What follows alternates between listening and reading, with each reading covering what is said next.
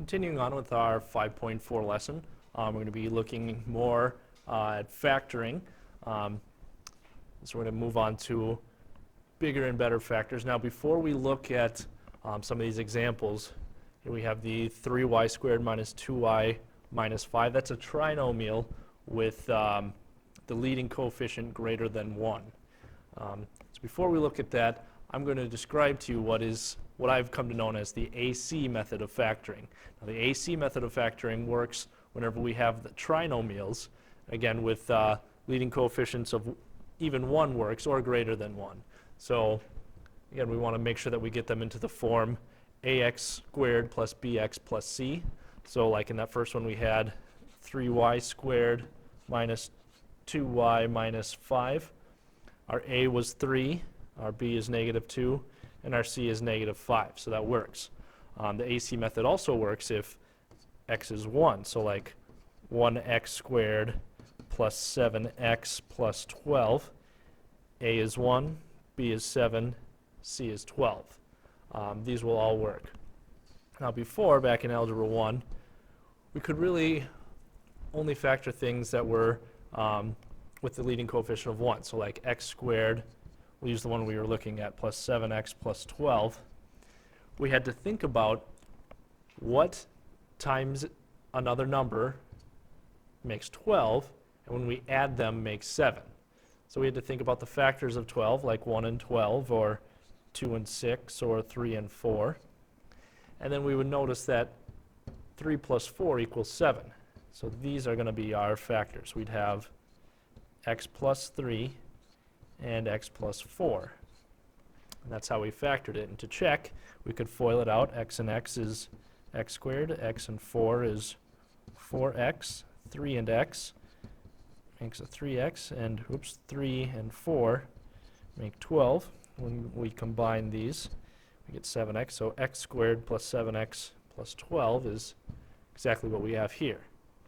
Now this method works when the leading coefficient is 1, except for there's a lot of just kind of guessing and checking, or just thinking about what factors of 12 would add to 7. And they're not affected at all by the leading coefficient over here because it's always just 1.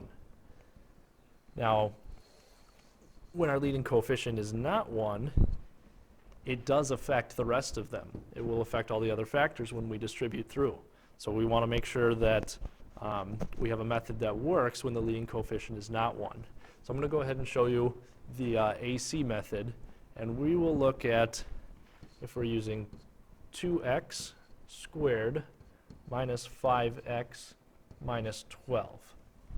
Now again, in this case, our a is 2, because 2x squared in the front. Our b is negative 5, because of the negative 5x, and our c is negative 12. Now the first thing to do, as the name mentions, is just times a and c. So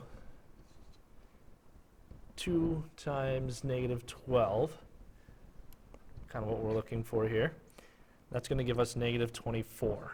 So AC, or a times c, is negative 24. Now from here, kind of similarly to what we used before, we had to think about what are some of the factors of 24 that are going to give us b. All right, here in this case it'd be negative 5. So we have to think of the factors, 1 and 24, or maybe 2 and 12, or 3 and 8, or 4 and 6. Now because we have a negative 24, one of them is going to be positive and one of them is going to be negative. So if we looked at like 1 and 24, it could be either negative 1, positive 24, because multiplying those together would give us a negative 24, or it would be positive 1 and negative 24. So when we multiply those also give us the negative 24. So when we add these up, if it was a negative 1 and a positive 24, that would give us 23. But if it was positive 1 and negative 24, that would give us negative 23. So that's one possible combination, but neither of those are negative 5, so we don't want those. If we look at 2 and 12, again, if negative If the 2 is negative, so it'd be negative 2 and positive 12, that'll give us 10. Positive 2 and negative 12 would give us negative 10, neither of which are negative 5. Now if we look at 3 and 8, again, if we have negative 3 and positive 8, that's 5, and positive 3 and negative 8, that's negative 5. And that's the one we were looking for. So what we want is where we have positive 3 and negative 8. Now we don't need to go on and check 4 and 6, but if we did, we would say that it would be 2, because negative 4 and positive 6 is 2 and negative 2. And again, neither of those are the negative 5 we want. But we know that our factors that we're looking for are 3 and negative 8. So I'm just going to write those over here actually. Oops, negative 8 and 3. Now once we have it this far, we also need to look at what A is, and A we know is 2. So we look at the factors of 2, which are 1 and 2. We look at the factors that we came up with, negative 8 and 3. And what we need to get in the end is that negative 12. So we need 2 factors on the end. Remember, when we factor out and we FOIL, the last 2, when we multiply them, give us that end constant, our negative 12. So we need to find what our last 2 constants are that will multiply to 12. When we look at negative 8 and positive 3 and compare them to our 1 and 2, only negative 8 out of 8 and 3 can be divided by 2. Both can be divided by 1. You can divide anything by 1, but only negative 8 will divide the 2. And when we do that, that leaves us with a negative 4. And we divide the 1 or 3 by 1, that gives us a positive 3. And when we look at this, we have negative 4 times 3. That does equal negative 12, which is exactly what we were looking for. So what this tells us is that our 1 needs to get paired up with 3. Needs to be multiplied by 3. And our 2 needs to be multiplied by negative 4 so that we can get that negative 8. So when we write that out, these ones are our x terms. These ones are our constants. So if we have 1x at the beginning, the constant that it needs to get multiplied by over here would be 3. Because again, when we FOIL and we're doing our outsides, we will multiply x by 3. Over here, our 2x, our other x term, needs to get multiplied by a negative 4. Because when we do our insides of FOILing, the negative 4 and the 2x will be multiplied. Our 1x term will never be multiplied by the negative 4 because those are in the same binomial here. But our 1x will be multiplied by the positive 3 when we do our outsides. Similarly, our negative 4 and our 2x will be multiplied when we do the insides. So now we have them matched up. So these are our factors. Again, we got that by looking at our x terms, 1 and 2, and the ones that we paired them up with, 3 and the negative 4. We got the negative 4 by dividing our negative 8 from before by the 2. Now to check and make sure that these fit, we can FOIL it out. So x times 2x is 2x squared. X times positive 3 is 3x. Negative 4 times 2x is minus 8x. And negative 4 and 3 is negative 12. If we want to combine our like terms here, leaves us with a 2x squared. 3x minus 8x is minus 5x and minus 12. And what we have here is the same as what we started with. So again, that is how the AC method works. We'll end up with 2 binomials without, at least one of them, without a leading coefficient of 1. Now, that works really, really well when our leading coefficient only has one set of terms, or one set of factors. So in that case, we had 2, which was just 1 and 2. Let's see what it looks like when we have something that has multiple sets of factors. So if we have maybe 6x squared plus 11x plus 3 that we're dealing with. Now again, we just want to define what we have. Our A is 6, our B is 11, and our C is 3. In this case, they're all positive. So again, we start out by multiplying A times C, which is going to be 6 times C was 3. We're left with 18. So now we know we're looking for different factors of 18 that when we add them together will give us B, or 11. So if we look at that, we'd have like 1 and 18, 2 and 9, or 3 and 6. These are the factors of 18.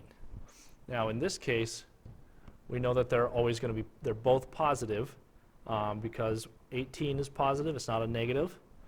And when we add them together, our 11, our B, is also positive. So we need to make sure that we know that they're both going to be positive.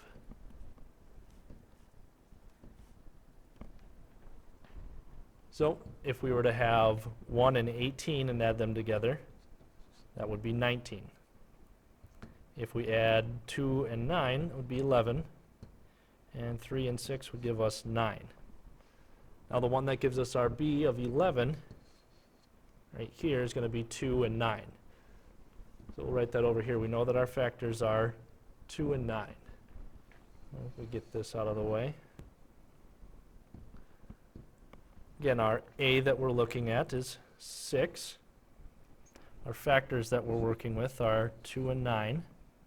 And what we want to multiply to is 3. So different factors of 6 would be 1 and 6, or 2 and 3. And different combinations of those. We could have 6 and 1, or 3 and 2. And we're needing to multiply those to get 2 and 9. Now if we look at this, neither 2 nor 9 divides by the 6. So we can say automatically that this one does not fit. But 9 divides out our 3, and our 2 divides out our 2.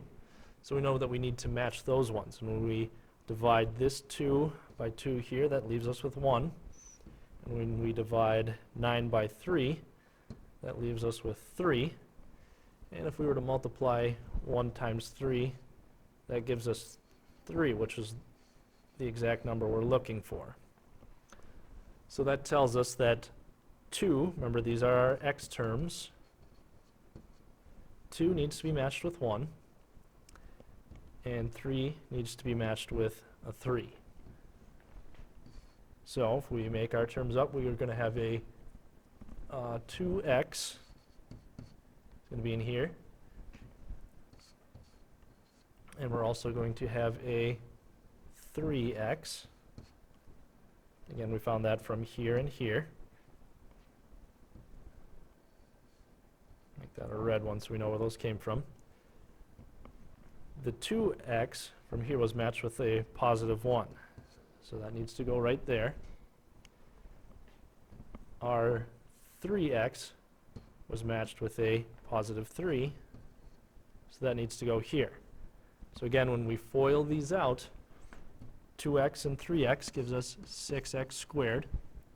2x and 1 gives us 2x.